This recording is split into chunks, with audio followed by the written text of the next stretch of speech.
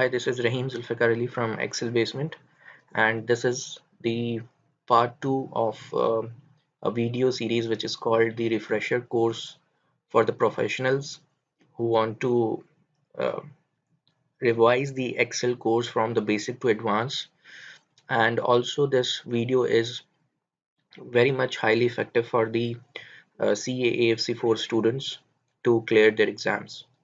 So let's get started. This is the video part 2, and we will be covering Microsoft Excel portion, which is mentioned in the ICAP study text. So the both target audience can watch this video and learn some new techniques and the functionalities of Microsoft Excel. This video will be in bilingual English and Urdu, so that my audience can understand the concepts easily. So let's get started. Last video में हमने ये देखा था कि किस तरह से relative और एब्सोल्यूट रेफरेंसेस को अप्लाई किया जाता है। उस लास्ट वीडियो में मैंने रिलेटिव और एब्सोल्यूट रेफरेंसेस पे ही स्टॉप किया था, और ये पार्ट 2 वीडियो में मैं यहीं से ही कंटिन्यू करूँगा। और इस वीडियो में आप काफ़ी सारे फंक्शंस को जो है वो सीख रहे होंगे, जो कि स्टडी टेक्स्ट में भी है। और इस वीडियो को अगर कोई प्रोफेशनल देख रहा है एज अ रिफ्रेशर कोर्स, तो उसके लिए भी हाईली इफेक्टिव है कि वो रिकॉल कर सके उन तमाम कॉन्सेप्ट्स को। So let's get start. What is relative and absolute references. यहाँ पर आपके सामने एक एग्जांपल मौजूद है, मैं इसको सॉल्व करूँगा और उसको एक्सप्लेन करने की पूरी कोशिश करूँगा। फॉर एग्जांपल, आपके पास 4 वैल्यूज़ दी हैं और आपसे कहा जाता है कि स्क्वायर कैलकुलेट करें इसका, ठीक है। So now you have a choice, either you go with the formula और विद द फंक्शन। और फॉर्मूला और फंक्शन में क्या डिफरेंस होता है वो हमने वीडियो पार्ट 1 के अंदर डिस्कस किया था। So let me apply a formula. जब आप फॉर्मूला अप्लाई करते हैं, जब आप फंक्शन अप्लाई करते हैं माइक्रोसॉफ्ट एक्सेल में, you start with an equal sign, ठीक है। And to call the cell reference, आप उस सेल रेफरेंस को मैन्युअली कॉल नहीं करते या मैन्युअली टाइप नहीं करते। What you do is you use the arrow keys.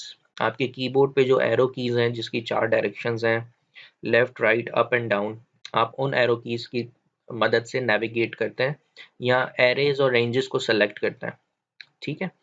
और अगर आपका डेटाबेस थोड़ा सा लार्ज है तो फिर आप कंट्रोल और शिफ्ट की कीज को यूटिलाइज करते हुए एरो कीज से डेटा को क्विकली सेलेक्ट करते हैं। तो यहाँ मेरे पास जो नंबर मौजूद है वो B6 में मौजूद है।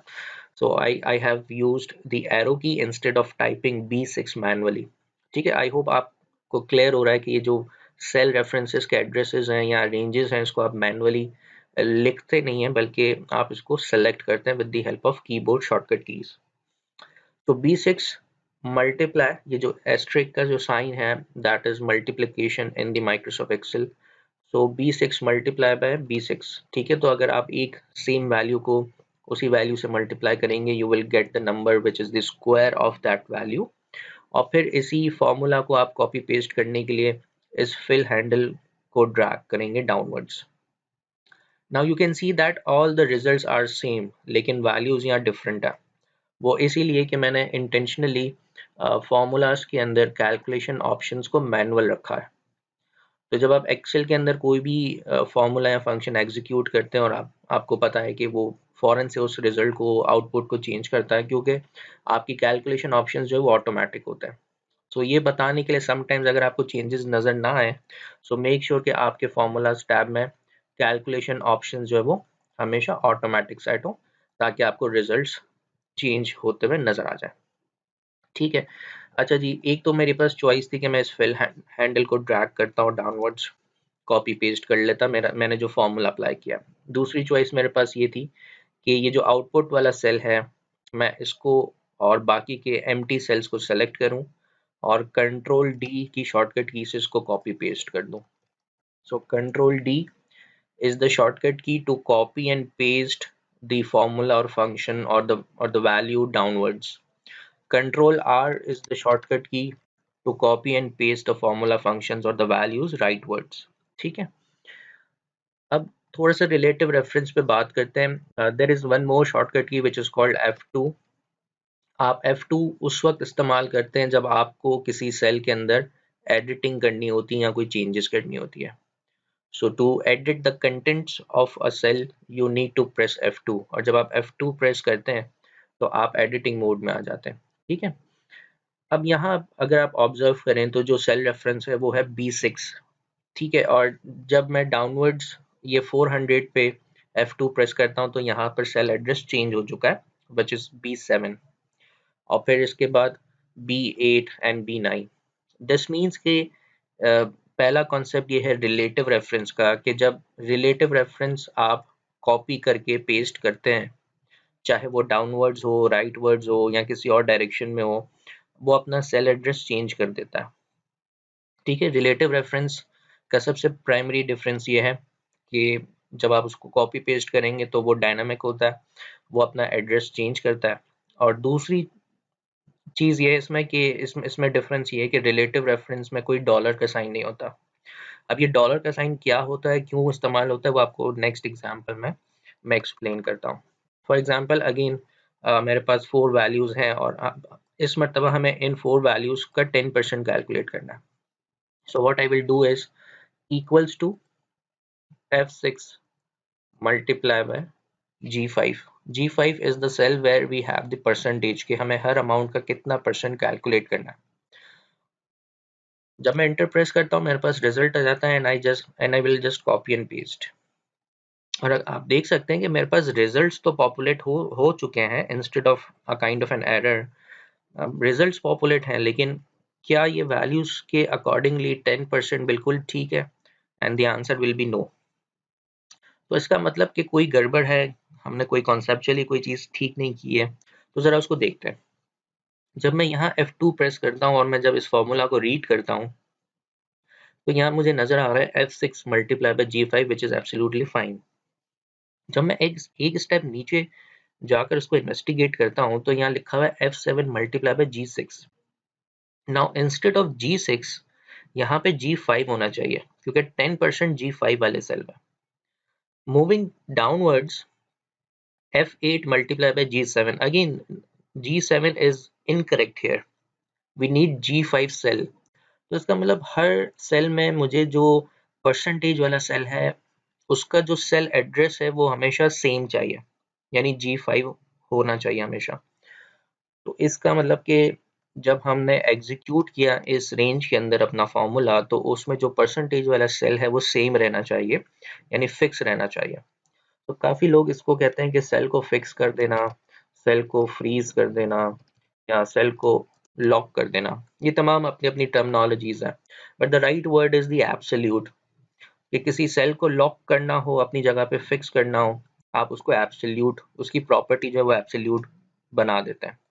और उसको क्रिएट करने के लिए आप क्या करते हैं, आप G5 कि सेल को या तो आप सेलेक्ट कर लें, या आपके ऊपर है आप किस तरह से उसको एब्सोल्यूट करते हैं।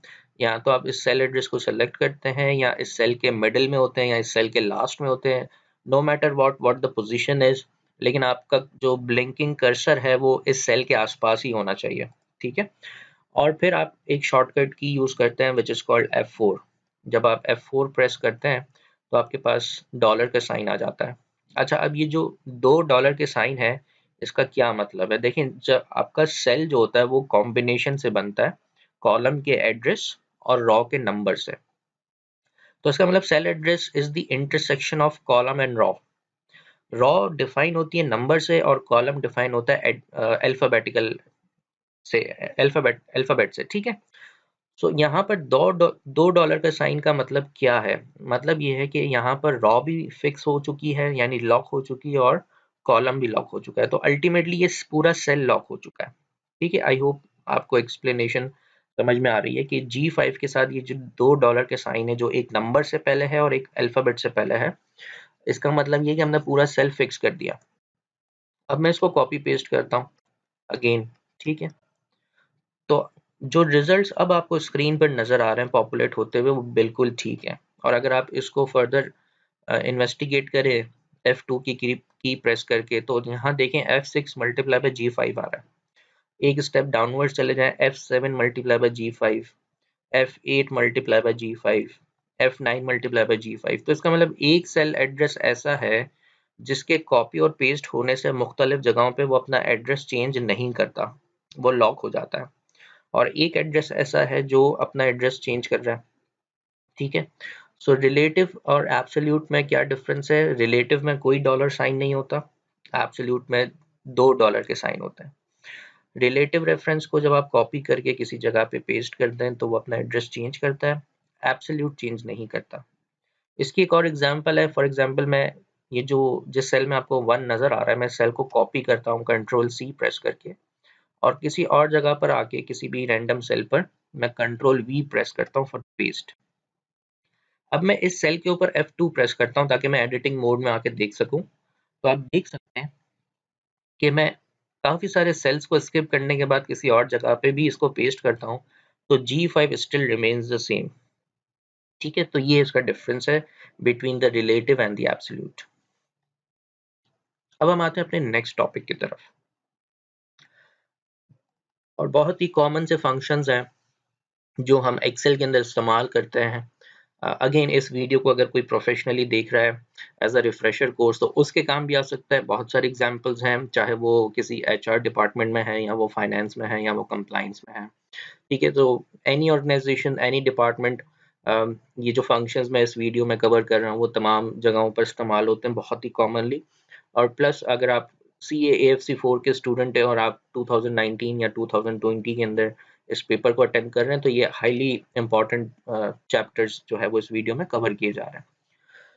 And that I guess chapter number 6 for your functions and formulas. ठीक है, तो अब हम जो कवर करने जा रहे हैं फंक्शंस वो है रेफरेंसिंग फंक्शंस भी हैं, और ये लॉजिकल फंक्शंस भी कहलाते हैं। मोस्टली ये लॉजिकल फंक्शंस हैं क्योंकि हम इसमें कंडीशंस डिफाइन करते हैं, जैसे कि इफ फंक्शन है, फिर इफ के साथ हम नेस्ट करते हैं, एंड का फंक्शन, और का फंक्शन।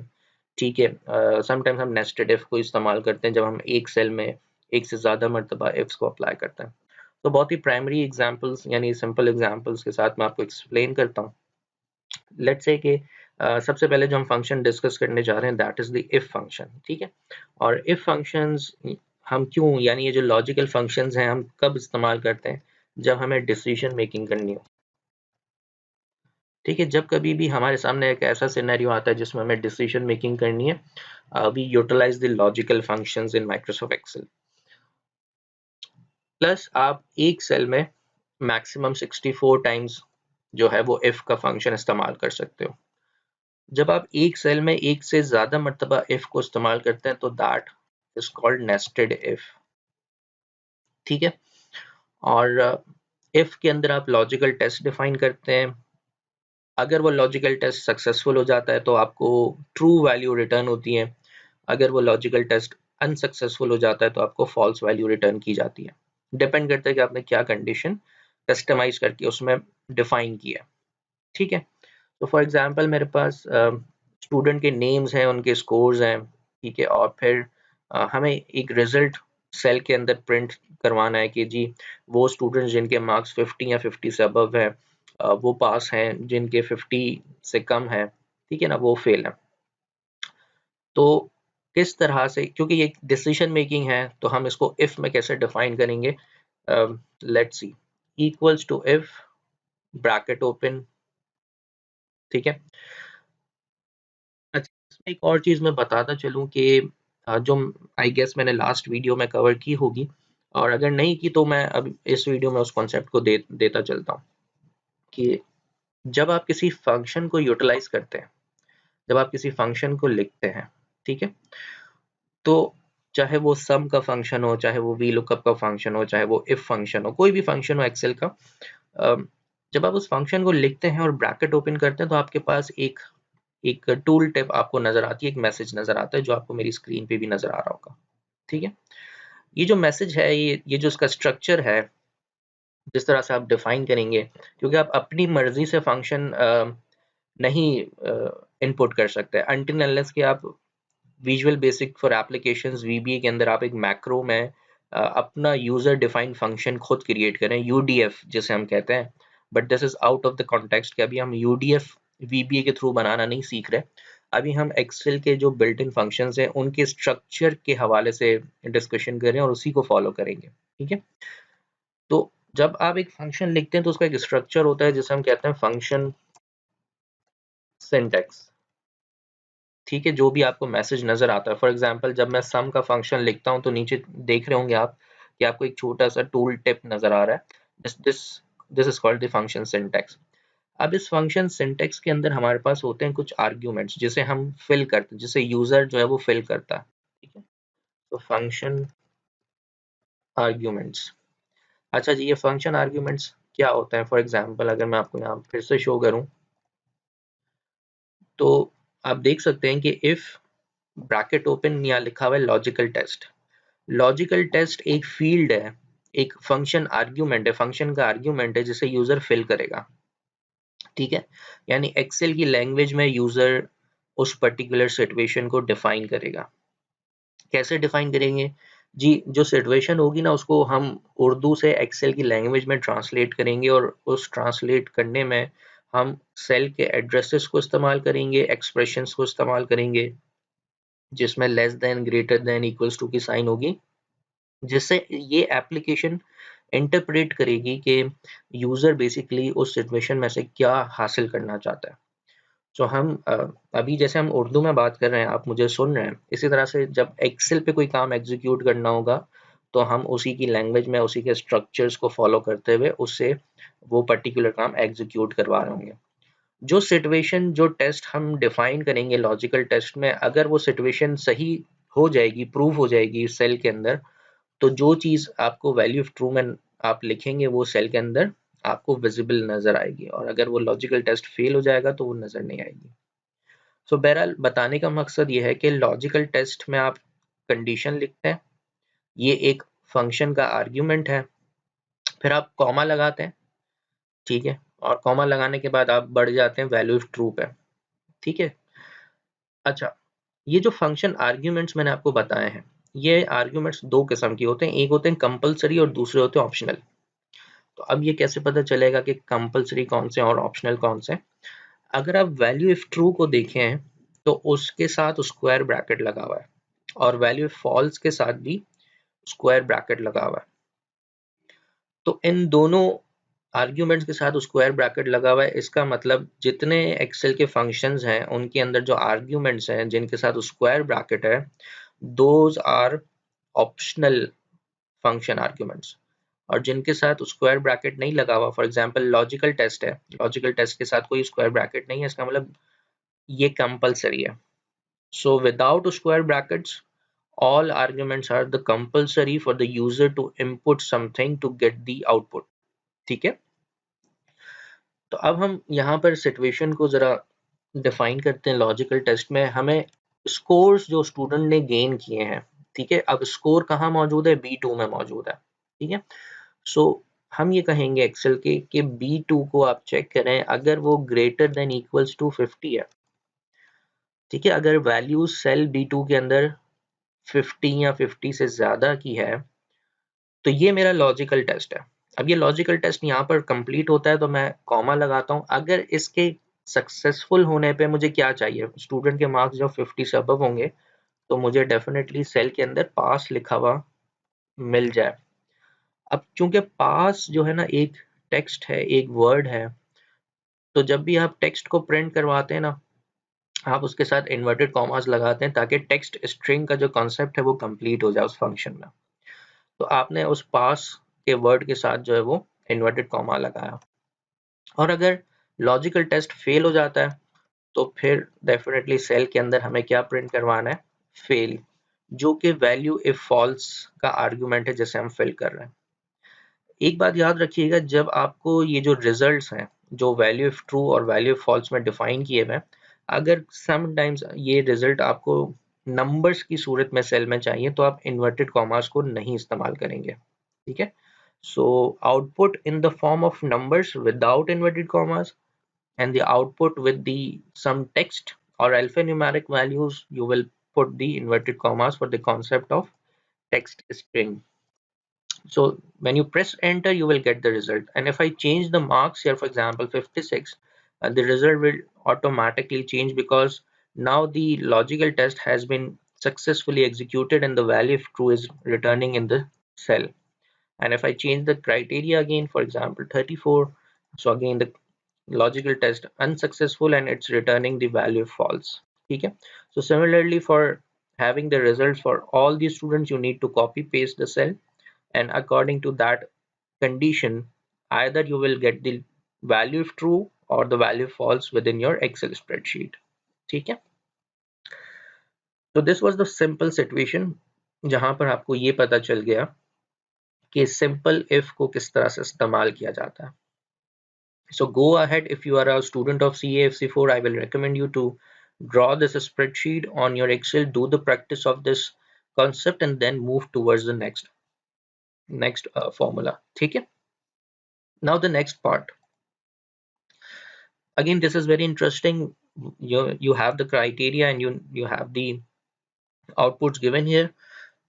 इस एग्जाम्पल में आपसे कहा जा रहा है कि जी वो एम्प्लॉइज जिनकी सैलरी 8,000 से कम है, less than 8,000, they will get the 15% of the bonus, and those employees who have the greater than and equals to 8,000 salary, they will have the 10%. Now we are not calculating the 15% or the 10% on based on their monthly salaries, but we just need the either the 15% or the 10% within the cell. ठीक है ना, वैसे हम amount भी calculate करवा सकते हैं if you want, but अभी हमारा मोटिव ये है कि हम एलोकेशन करेंगे कि किसको 10% मिल रहा है और किसको 15% मिल रहा है.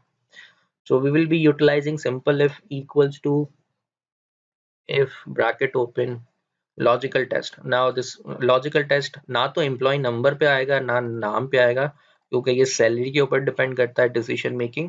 सो C2 is greater than equals to 8,000. अगर लेट सपोज 8,000 या 8,000 से ज़्यादा की सैलरी है, हम एक्सेल की लैंग्वेज में बात कर रहे हैं ताकि ये प्रोग्राम हमें एक आउटपुट दे, तो अगर जो एम्प्लॉइज़ की सैलरी 8,000 से ज़्यादा है उनको कितना परसेंट देना है, 10%. अब आप देख रहे हैं कि मैंने इन्वर्टेड कॉमास का इस्तेमाल नहीं किया, वो इसलिए नहीं किया क्योंकि 10% एक नंबर है और रिजल्ट भी नंबर्स की सूरत में आएगा.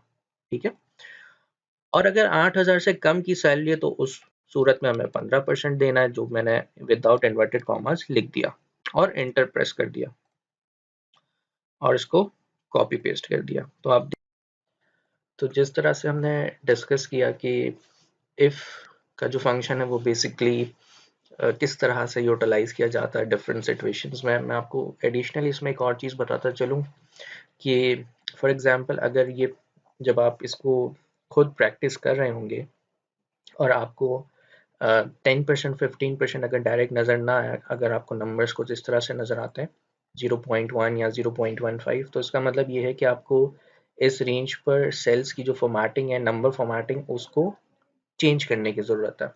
और वो आप कैसे कर सकते हैं कि जी होम टैब में आपके पास नंबर्स का एक ग्रुप है, उसमें जनरल कैटेगरी या फिर नंबर की कैटेगरी की जगह आपको परसेंटेज पे क्लिक करना होगा, और जब आप परसेंटेज पे क्लिक करेंगे तो वो नंबर्स परसेंटेज की फॉर्मेट में चेंज हो जाएंगे और आप डेसिमल्स को इंक्रीज और डिक्रीज भी कर सकते हैं.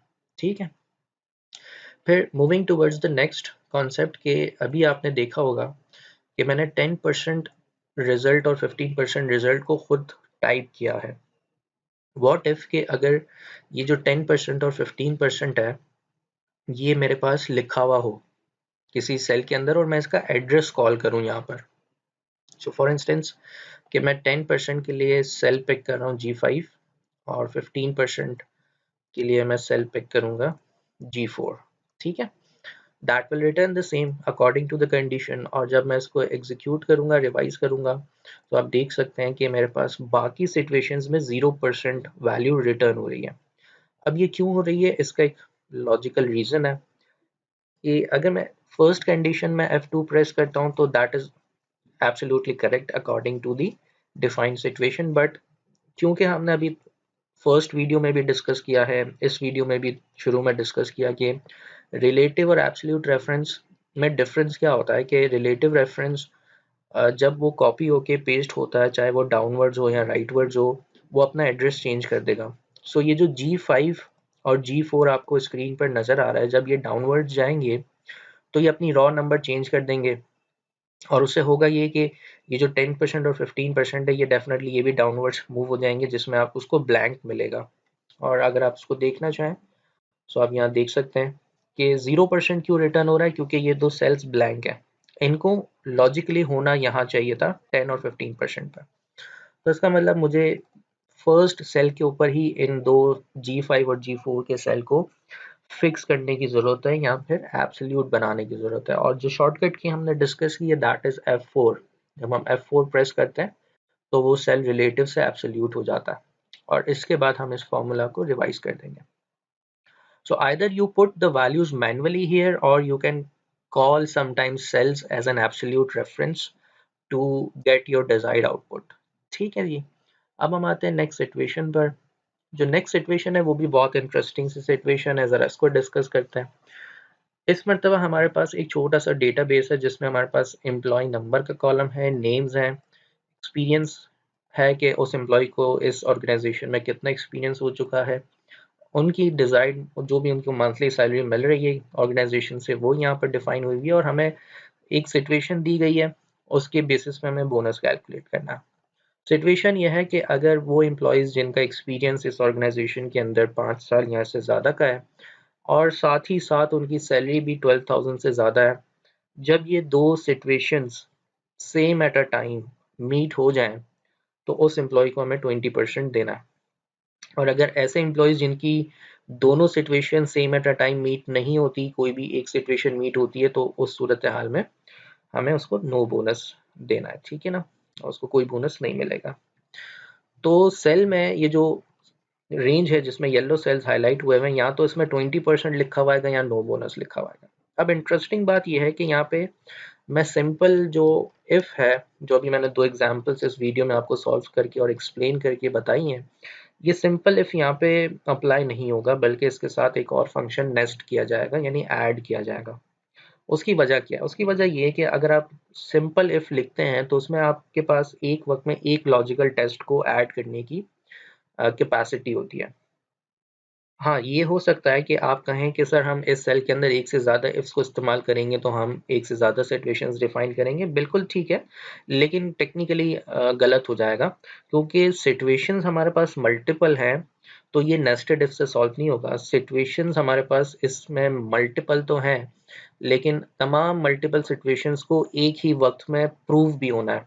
अब वो ट्रू होते हैं या फॉल्स होते हैं, ये तो डिपेंड करेगा कि हमने किस तरह का एक्सप्रेशन यहाँ पे ड्रॉ किया है फंक्शन के अंदर। लेकिन जितनी भी मल्टीपल सिचुएशंस हैं, लॉजिकल टेस्ट हैं, उनको same at a time prove होना है। जब same at a time prove होना होता है तो हम नेस्टेड इफ यूज नहीं करते, बल्कि हम एंड के फंक्शन को यहाँ पर इसके साथ ऐड ऑन करते हैं। तो सबसे पहले तो मैं आपको कॉन्सेप्ट दे दूं कि ये जो एंड का फंक्शन है वो किस तरह से यूटिलाइज किया जाएगा, और फिर जब मैं इसको एक्सप्लेन कर दूंगा तो मैं एंड और का जो लॉजिक है कि ये कब ट्रू और फॉल्स कैसे रिटर्न करता है उसके ऊपर बात करेंगे।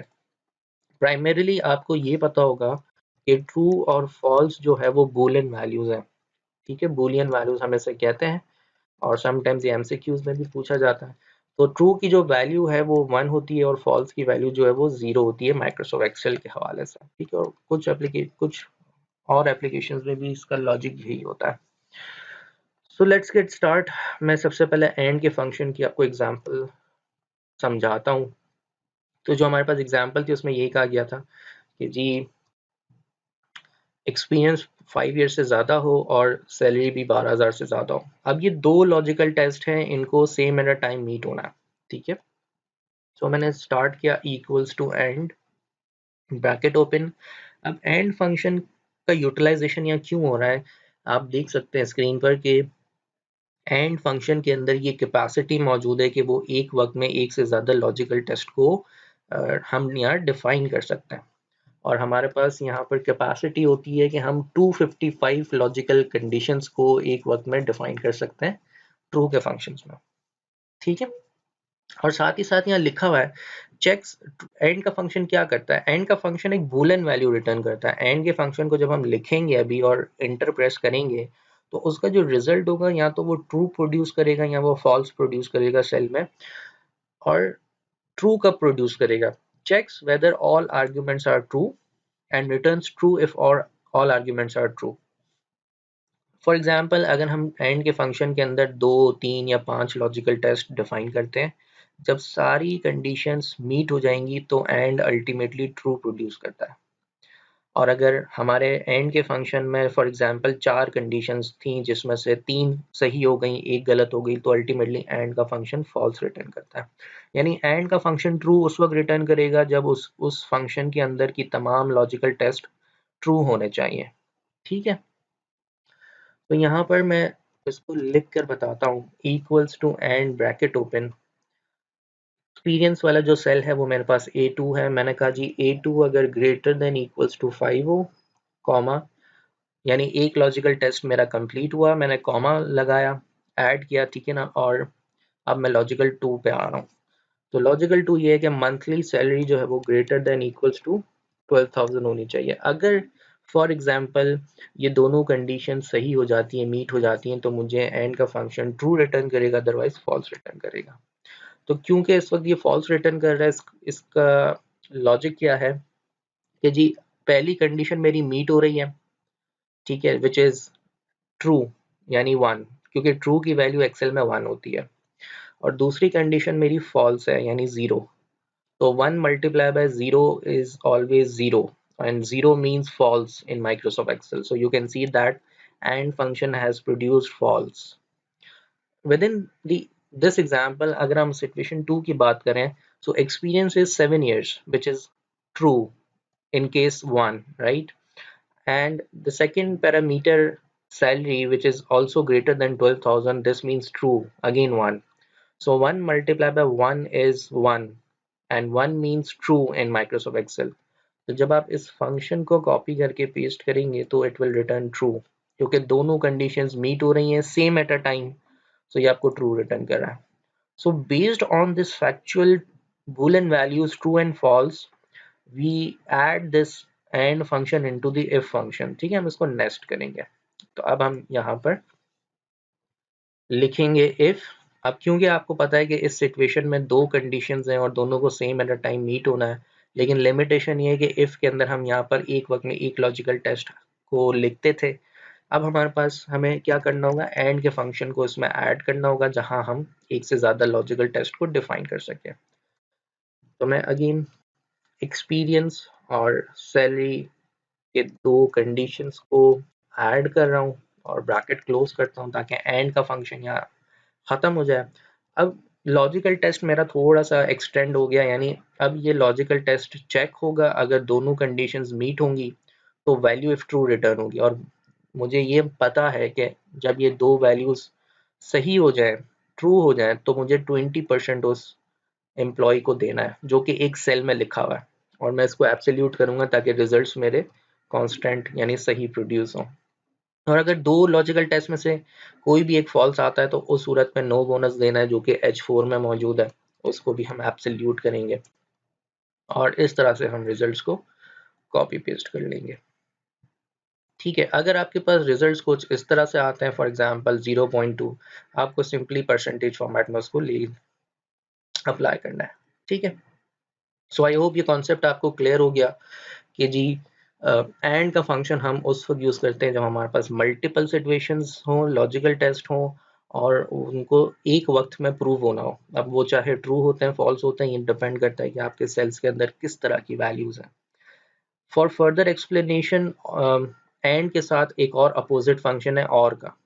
ठीक है, देखें एंड का फंक्शन और का फंक्शन हमेशा सेल में या तो फॉल्स प्रोड्यूस करेंगे या ट्रू प्रोड्यूस करेंगे, लेकिन डिपेंड करता है। जैसे यहाँ पर 4 लॉजिकल टेस्ट हैं, ठीक है, और 4 डिफरेंट सिचुएशंस हैं।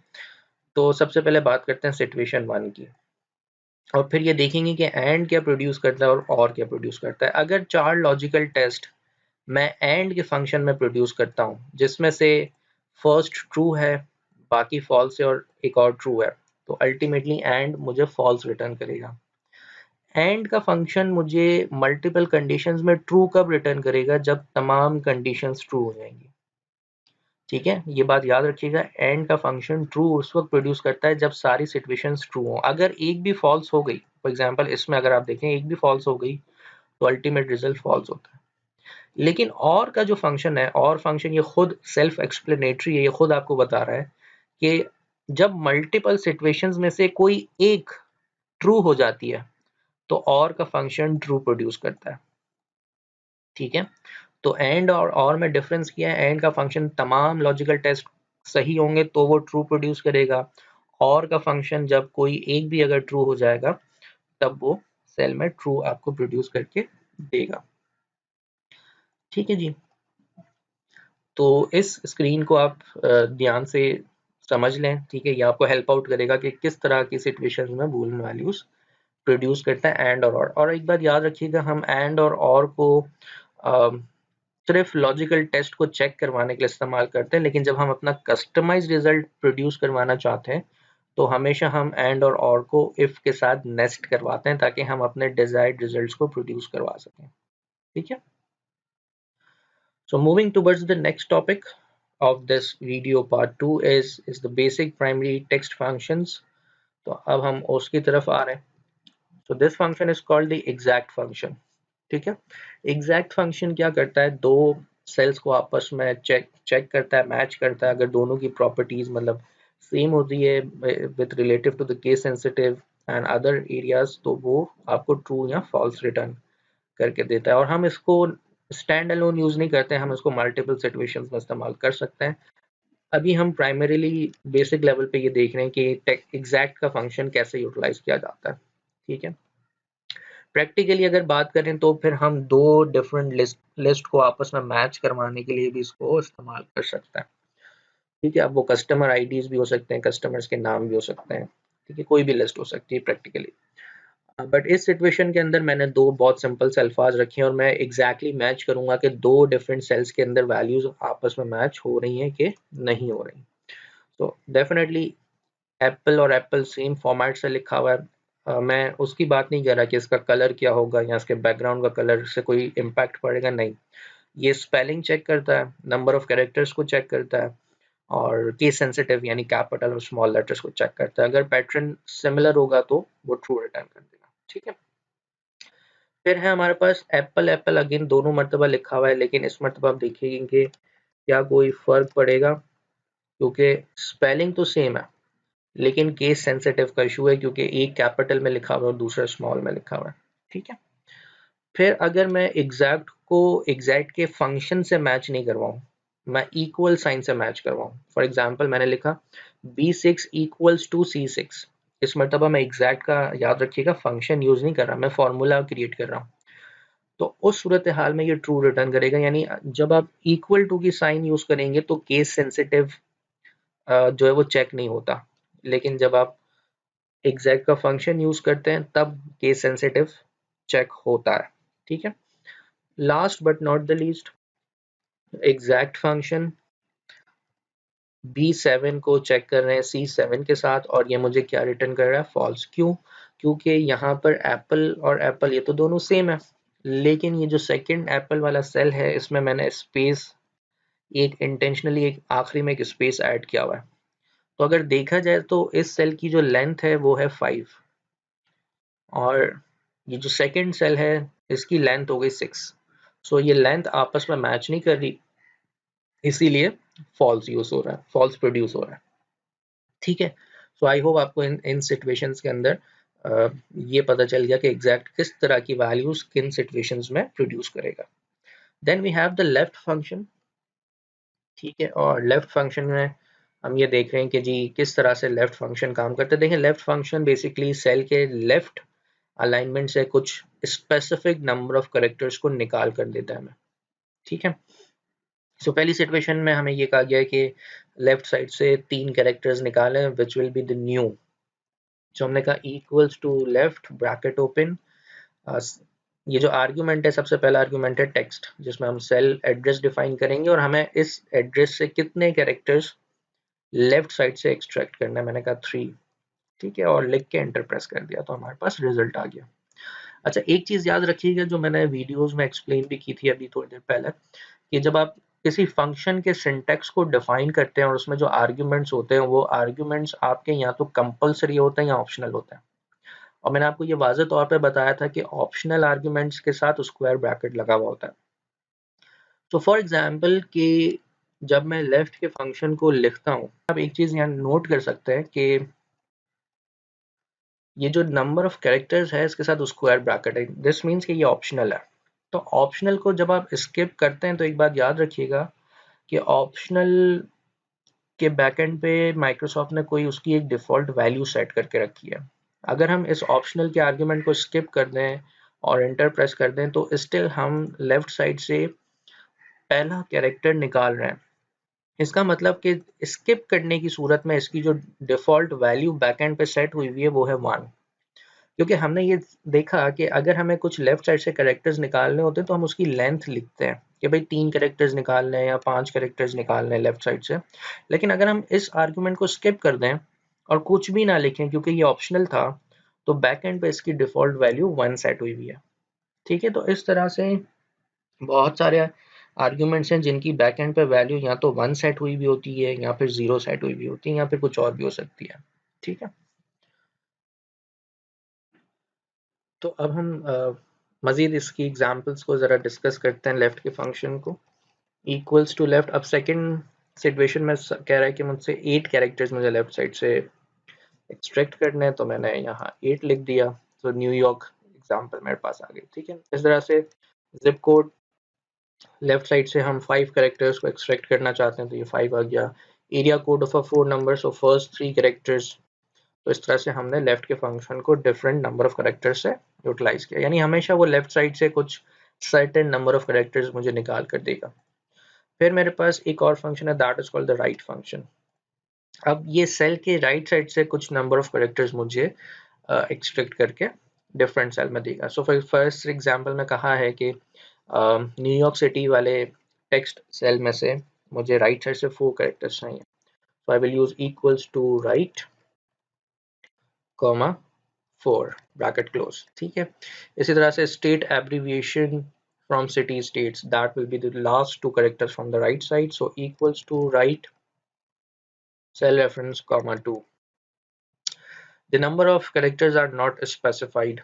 ठीक है, तो जब नंबर ऑफ कैरेक्टर्स जब स्पेसिफाइड नहीं होते तो अब आप इस ऑप्शनल आर्गुमेंट को स्किप कर देते हैं और ब्रैकेट क्लोज कर देते हैं, जिससे उसके बैक एंड पे डिफॉल्ट वैल्यू 1 सेट हुई भी होती है। 4 number without area code, so 4 number without area code, this means okay, we need to have the 8 characters from the left side or from the right side.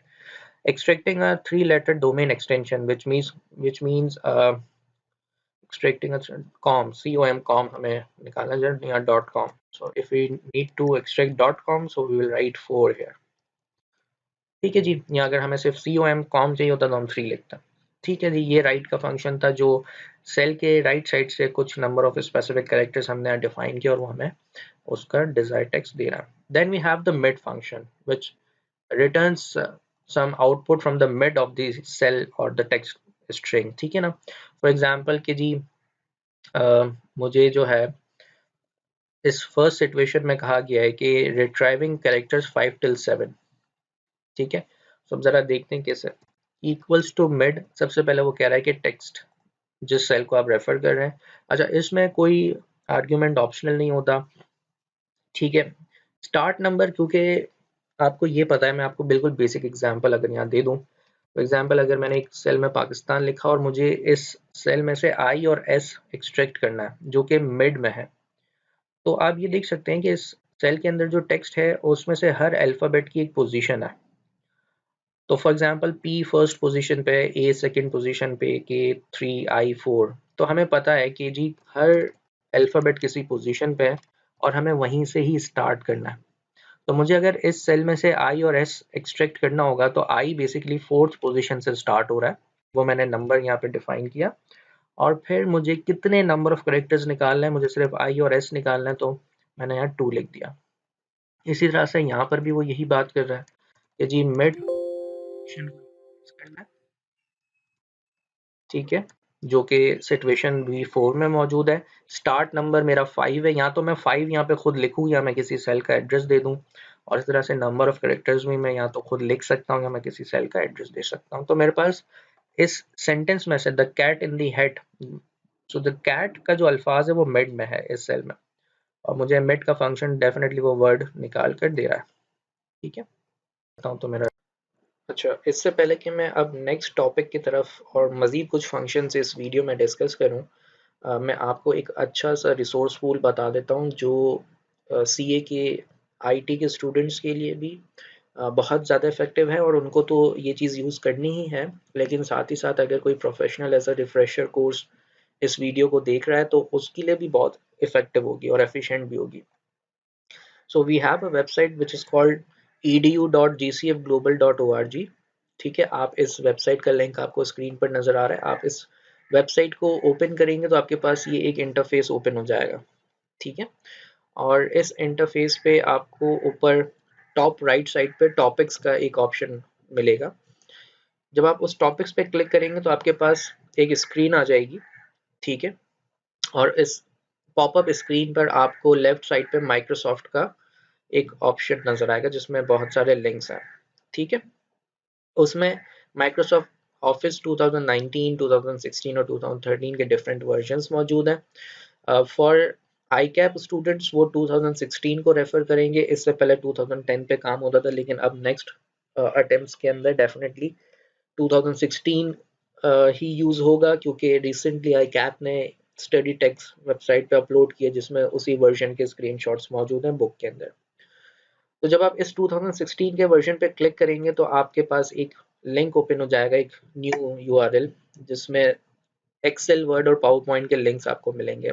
Access की तरफ आपको जाने की जरूरत नहीं है क्योंकि एग्जाम में एक्सेस नहीं है, लेकिन एक्सेल, वर्ड और पावर पॉइंट को आप नेविगेट करेंगे और इस्तेमाल करेंगे। जब आप एक्सेल पे क्लिक करेंगे you will get into this that Excel portion. ठीक है, सो एक्सेल 2016 से रिलेटेड जितने भी टॉपिक्स हैं वो आपको यहाँ पर स्क्रीन पर नजर आ रहे हैं, और यही तमाम टॉपिक्स आपकी स्टडी टेक्स्ट में डिफरेंट चैप्टर्स के अंदर विद डिफरेंट एग्जाम्पल्स मौजूद हैं। बट काफ़ी स्टूडेंट्स ये पूछते हैं कि हमें कुछ एडिशनल नोट्स या कोई different examples other than study text चाहिए फॉर प्रैक्टिस। सो ये वेबसाइट बेस्ट वेबसाइट है to cover your AFC for exam strongly, जिससे आपके पास होने के चांसेस इंक्रीज हो जाएंगे। अगर आपने इस वेबसाइट को बिल्कुल सही से समझ कर इस्तेमाल किया, यूज़ किया, जो मैं भी आपको वीडियो में एक्सप्लेन कर रहा हूँ, तो आपके पास होने के चांसेस इंक्रीज होंगे। कैसे? एक तो आपके पास स्टडी टेक्स्ट मौजूद है, डेफिनेटली आप उससे पढ़ रहे होंगे, उसको इस्तेमाल कर रहे होंगे, लेकिन साथ ही साथ जब आप इस वेबसाइट पे जाएंगे, फॉर एग्जांपल मुझे रिलेटिव एंड एब्सोल्यूट रेफरेंसेस को और ज़्यादा मज़ीद डिटेल में पढ़ना है, तो मैं जब इस पर क्लिक करूँगा मेरे पास एक पेज ओपन हो जाएगा जहाँ पर स्टार्टिंग में मेरे पास एक प्रैक्टिस वर्कबुक का ऑप्शन है। इस वर्कबुक को मैं डाउनलोड कर सकता हूँ और प्रैक्टिस कर सकता हूँ। ठीक है, जिससे मुझे हैंड्स ऑन प्रैक्टिस का मौका मिलेगा। सही है, और अगर आपको इस कॉन्सेप्ट को फिर से रिकॉल करना है इस वीडियो के अलावा जो मैं वीडियो में आपको एक्सप्लेन कर रहा हूँ, अगर आपको किसी और की वीडियो वॉच करनी है, देखनी है, तो आप इस वीडियो पे क्लिक कर दें, आपके पास एक और रेफरेंस मटेरियल आ जाएगा। प्लस इस रिलेटिव और एब्सोल्यूट रेफरेंस के आर्टिकल को बहुत डिटेल में इन्होंने यहाँ पे डिफाइन किया हुआ है विद द स्क्रीनशॉट्स, तो आपको एक और एग्जांपल यहाँ पर देखने के लिए मिल जाएगी। ठीक है, इसके साथ ही साथ हर आर्टिकल के एंड पर इस वेबसाइट में एक चैलेंज रखा हुआ है, जैसे आपको यहाँ नजर आ रहा होगा। तो इसको कंप्लीट करने के बाद आप यहाँ से प्रैक्टिस वर्कबुक को डाउनलोड करेंगे, और डाउनलोड करने के बाद उस वर्कबुक के अंदर जो स्टेप्स यहाँ लिखे हुए हैं आप उसको एग्जीक्यूट करेंगे।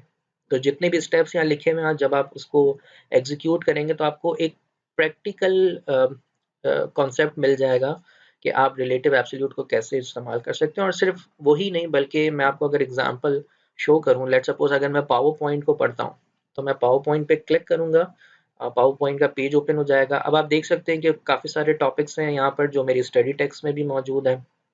सही है, तो फॉर एग्जांपल अगर मुझे मैं आपको अगर एग्जांपल दूं, टेबल्स का कॉन्सेप्ट मुझे क्लियर नहीं हो रहा स्टडी टेक्स्ट में से और मुझे एडिशनल नोट्स की ज़रूरत है, तो मैंने टेबल्स पे क्लिक किया।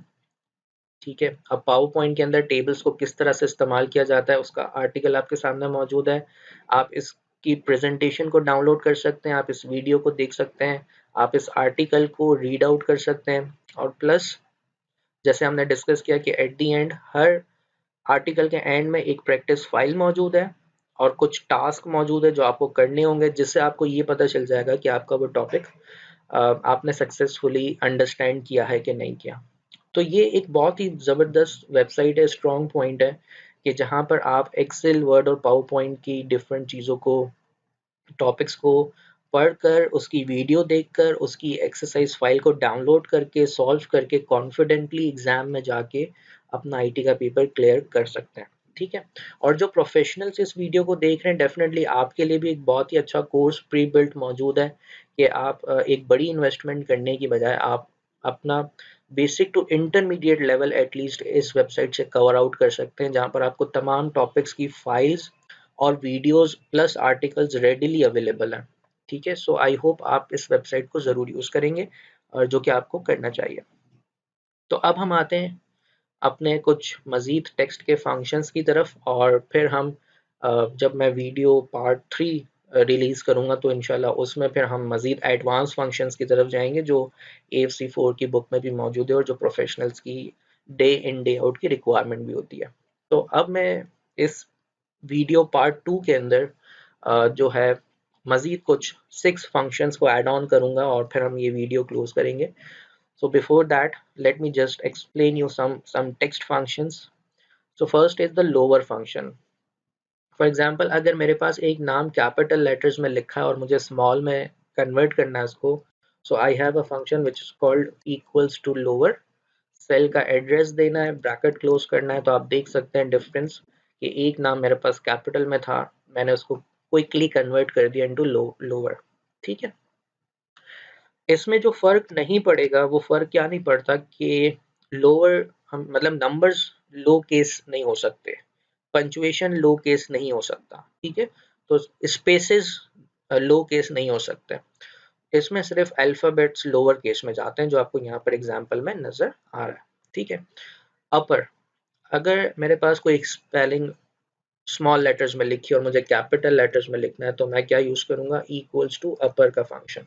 ठीक है, और सही सेम कॉन्सेप्ट है कि स्पेसेस, नंबर्स और पंक्चुएशन इसमें भी अफेक्ट नहीं होते। फिर मेरे पास जो फंक्शन है that is called the proper function.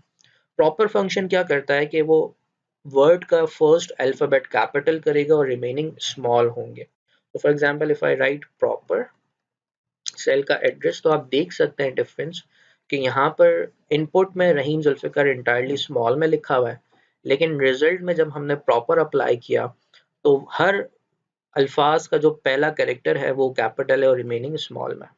ठीक है जी, तो आप देख सकते हैं कि जितने जितने वर्ड्स स्पेसेस के बाद हैं उसका पहला कैरेक्टर कैपिटल है और रिमेनिंग स्मॉल में होता है। ठीक है, लेकिन आप सिचुएशन नंबर 3 की बात करें तो उसमें कराची स्मॉल में है, फिर कॉमा है, फिर स्पेस के बाद PK कैपिटल में लिखा है। तो इस थर्ड सिचुएशन में ये कहा गया है कि एग्जिस्टिंग कैपिटलाइजेशन इफेक्ट हो सकती है, क्योंकि प्रॉपर क्या करता है कि वो हर वर्ड के फर्स्ट लेटर को कैपिटल करेगा और रिमेनिंग स्मॉल में होंगे। ठीक है, इसके बाद हमारे पास जो फंक्शन है that is called the len function. Len function basically एक सेल के अंदर जितने नंबर ऑफ कैरेक्टर्स होते हैं उसकी टोटल लेंथ पता करके हमें देता है। ठीक है, अब वो लेंथ सेल के अंदर अल्फाबेट्स भी मौजूद हो सकते हैं, नंबर्स भी हो सकते हैं, स्पेशल कैरेक्टर्स भी हो सकते हैं और स्पेसेस भी हो सकते हैं। So all are basically characters, उसकी टोटल लेंथ हमें फाइंड आउट करके देता है। So equals to len bracket open और मैं सेल का एड्रेस दूंगा तो ये मुझे 5 रिटर्न करना है। और सिमिलरली जब मैं इसको कॉपी पेस्ट करूंगा तो according to the number of characters वो मुझे उसकी लेंथ यहाँ पर एक्सट्रैक्ट करके दे रहा है। लेकिन अगर आप डेट के फॉर्मेट को देखें जिसमें लिखा हुआ है 1-Jan-14, तो बज़ाहिर मुझे नज़र तो ज़्यादा कैरेक्टर्स आ रहे हैं, लेकिन ये मुझे क्या दे रहा है, 5, क्योंकि जो डेट्स होती हैं वो बेसिकली बैकएंड पे एक नंबर का काम करती हैं जिसकी जो लेंथ है वो 5 है। यानी इस वक्त जिस सेंचुरी के अंदर हम जिंदा हैं, जिसमें मौजूद हैं, जो डेट्स हम इस्तेमाल कर रहे हैं, उसमें जो बैकएंड पे जो माइक्रोसॉफ्ट ने डेट्स का जो नंबर दिया है उसकी जो लेंथ है वो है 5। इंशाल्लाह पार्ट 3 के अंदर मैं आपको विथ लॉजिकल एक्सप्लेनेशंस और प्रैक्टिकल एग्जांपल्स के साथ ये प्रूफ करके दिखाऊंगा कि चाहे लॉन्ग डेट हो या शॉर्ट डेट हो उसकी लेंथ 5 क्यों होती है। ठीक है, लेकिन अभी हमें सिर्फ इस वीडियो में ये याद रखना है कि अभी हम जिस सेंचुरी में प्रेजेंट हैं उसमें जो डेट्स हैं चाहे वो शॉर्ट फॉर्मेट में हो या लॉन्ग फॉर्मेट में हो, उसकी लेंथ बैकएंड पे एज अ 5 नंबर होती है, 5 डिजिट्स नंबर्स होती है। ठीक है, आई होप बाकी की एग्जांपल्स आपको यहाँ स्क्रीन पर समझ में आ रही है कि किस तरह से वो उस सेल की लेंथ निकाल के मुझे दे रहा है। फिर मेरे पास एक और फंक्शन है, समटाइम्स हमारे पास सेल्स के अंदर कुछ अननेसेसरी स्पेसेस होते हैं, एडिशनल स्पेसेस होते हैं जिसे हमें क्लीन करना होता है, तो हम क्या करते हैं, ट्रिम के फंक्शन को यूटिलाइज करते हैं। तो आप देख सकते हैं डिफरेंस कि ट्रिम का फंक्शन क्या करता है, ट्रिम का फंक्शन अननेसेसरी स्पेसेस भी रिमूव करता है और साथ ही साथ लाइन ब्रेक्स को भी रिमूव कर देता है। ठीक है, लाइन ब्रेक्स का क्या मतलब है, चैप्टर नंबर 5 मौजूद है आपकी स्टडी टेक्स्ट में, उसमें लाइन ब्रेक्स का कॉन्सेप्ट दिया हुआ है। लाइन ब्रेक का मतलब ये है, फॉर एग्जांपल अगर मैंने यहाँ लिखा रहीम और मुझे इसी सेल के नीचे नेक्स्ट लाइन में लिखना है जुल्फिकार, क्योंकि जब मैं एंटर प्रेस करूंगा तो मैं नेक्स्ट सेल की तरफ आ जाऊंगा, मुझे इस एग्जिस्टिंग सेल के अंदर ही एक लाइन इंसर्ट करनी है, तो उस वक्त मेरे पास शॉर्टकट की होती है ऑल्ट एंटर की, और फिर मैं वो नाम लिखता हूँ। तो जिससे होता क्या है कि इसी एक सेल के अंदर एक और एडिशनल लाइन क्रिएट हो जाती है जिसे हम कहते हैं लाइन ब्रेक। तो अगर ये लाइन ब्रेक पे मैं ट्रिम अप्लाई कर दूं, तो ट्रिम का function basically in line breaks को भी रिमूव करता है। तो ट्रिम का फंक्शन दो काम करता है, एक तो वो अननेसेसरी स्पेसेस को भी रिमूव करता है और वो लाइन ब्रेक्स को भी रिमूव करता है। ठीक है, last but not the least, इस वीडियो के अंदर हम इस वक्त ये देख रहे हैं कि टेक्स्ट का फंक्शन कैसे यूटिलाइज किया जाता है। सो फॉर एग्जांपल अगर मेरे पास आज की एक डेट मौजूद है जो कि टुडे के फंक्शन से एक्सट्रैक्ट हो जाएगी, ठीक है, और इस डेट में से मैं डे, मंथ और ईयर को अलग अलग फॉर्मेट्स में निकालना चाहता हूँ, एग्जीक्यूट करना चाहता हूँ, तो मैं इस्तेमाल करता हूँ इक्वल्स टू टेक्स्ट। सबसे पहले मैंने सेल का एड्रेस डिफाइन किया, इसके बाद फॉर्मेट टेक्स्ट, यानी अब मैं इस डेट में से जो चीज़ एक्सट्रैक्ट करना चाहता हूँ वो किस फॉर्मेट में करना चाहता हूँ, तो हमेशा इन्वर्टेड कॉमा से आप स्टार्ट करते हैं। फॉर एग्जांपल अगर आप 2 टाइम्स लिखेंगे डी, तो बेसिकली इस डेट में से आपको डे का नंबर रिटर्न होगा विच इज 10। ठीक है, क्योंकि स्लैश वाले फॉर्मेट में सबसे पहले मंथ होता है, फिर डे होता है और इसके बाद ईयर होता है। और क्योंकि हमने ये डिस्कस किया कि डेट्स जो है वो बेसिकली नंबर्स होते हैं बैक एंड पे, तो वो हमेशा सेल के राइट साइड पे होंगे। फिर अगर इसी फंक्शन के अंदर मैं एक और मरतबा डी ऐड कर दूंगा तो मुझे उस दिन का नाम पता चल जाएगा, और अगर मैं 4 टाइम्स डी इस्तेमाल करूंगा तो मुझे उस दिन का नाम फुल फॉर्म में पता चल जाएगा। सिमिलरली अगर मैं टेक्स्ट के फंक्शन में से मंथ का नंबर निकालना चाहता हूं तो मैं 2 टाइम्स एम लिखूंगा, अगर मैं उस मंथ का नाम पता करना चाहता हूं तो मैं 3 टाइम्स एम लिखता हूं, और अगर मैं फुल फॉर्म में पता करना चाहता हूं तो मैं 4 टाइम्स एम लिखता हूं। And last but not the least, text के फंक्शन से अगर आपको ईयर एक्सट्रैक्ट करना है तो आप 2 टाइम्स वाई लिखेंगे तो आपको ईयर का नंबर मिल जाएगा, अदरवाइज आप 4 टाइम्स लिखेंगे तो 2019 फुल लिखा हुआ जाएगा। प्लस आप इस शॉर्ट डेट को अपने कस्टमाइज लॉन्ग फॉर्मेट में भी इस्तेमाल कर सकते हैं। एग्जाम्पल कि अगर मैं इस शॉर्ट डेट को अपने ही किसी कस्टमाइज फॉर्मेट में पुट करना चाहूँ, फॉर एग्जाम्पल मुझे डे का फुल फॉर्म मिल जाए, फिर मंथ का फुल फॉर्म मिल जाए और ईयर मिल जाए, तो मैं इस तरह से भी इस शॉर्ट डेट को लॉन्ग फॉर्मेट में कन्वर्ट कर सकता हूँ। ठीक है, so this is how we use d, m and y for the certain parameters within the text functions to extract either the day, month or year or all together in a desired format। ठीक है जी, लेकिन text का function सिर्फ इन dates के साथ ही के formats को ही change नहीं करता, बल्कि हम मुख्तलिफ चीज़ों के साथ इसको इस्तेमाल कर सकते हैं। जैसे कि एक साइन होती है हमारे पास m% की, ठीक है, ये एंड की साइन नहीं है, ये एम्परसेंड साइन है। एम्परसेंड साइन का मतलब होता है कि टू ज्वाइन टू और मोर देन टू सेल्स, और टू ज्वाइन टू और मोर देन टू लॉजिक्स और फॉर्मूलाज टुगेदर, ठीक है, to form a new output. तो फॉर एग्जांपल अगर एक सेल में रहीम लिखा हुआ है और सेकंड सेल में अली है और मुझे इन दो सेल्स को आपस में ज्वाइन करना है, तो I will be using the this ampersand sign.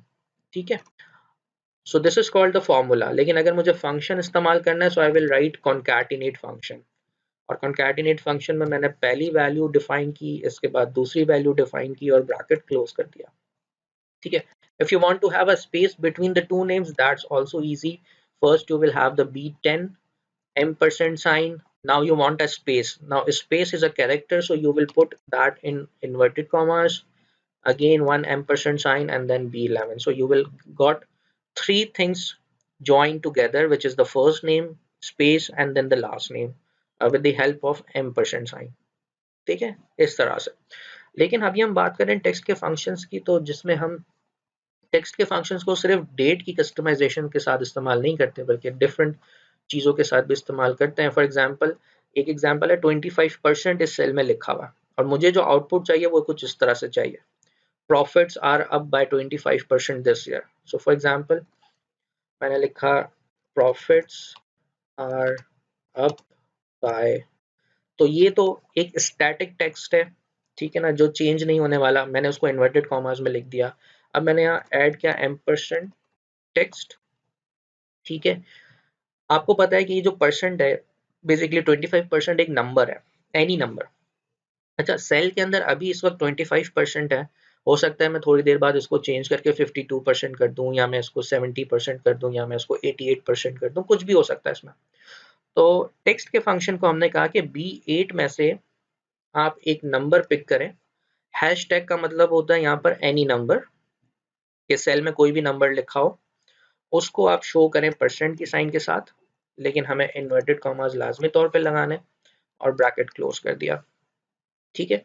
सो जो इतना पोर्शन है, जो फर्स्ट पोर्शन आपको नजर आ रहा है, that is the static value, जो शो कर रहा है किसी टेक्स्ट को प्रॉफिट्स आर अप बाय, और फिर ये लॉजिक ज्वाइन हो रहा है, जिसमें से हमें B8 में से एक वैल्यू मिल रही है जो परसेंटेज की साइन के साथ होगी, और फिर हम साथ ही साथ उसको ज्वाइन करेंगे अपने डिजायर्ड टेक्स्ट में, और आखिरी में लिखा हुआ है दिस ईयर।